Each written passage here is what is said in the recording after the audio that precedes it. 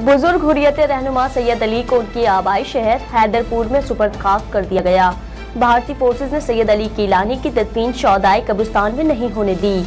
Kashmir media service के मुताबिक अली गिलानी की तदफीन के दौरान सिर्फ करीबी रिश्तेदारों को शिरकत की इजाजत दी गई, जबकि सैयद अली गिलानी की तदफीन भारतीय मिलिट्री हिसार में की गई।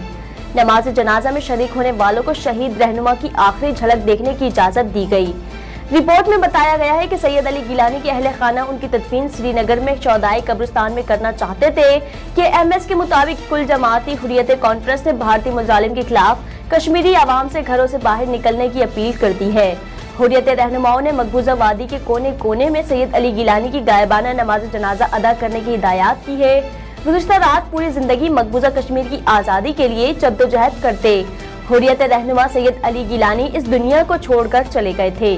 काबिज भारतीय इंतजामिया ने सैयद अली गिलानी को गुज़िश्ता 12 बरस से श्रीनगर में घर में मुसलसल नजर बंद कर रखा था, जिसकी वजह से उनकी सेहत इंतहाई गिर चुकी थी। मकबूजा कश्मीर के जिला बांडीपुरा में झील वलड़ के किनारे आबाद गाँव ज़ोरमिनास में पैदा होने वाले सैयद अली गिलानी 7 दहाइयों तक सियासत में सरगर्म रहे।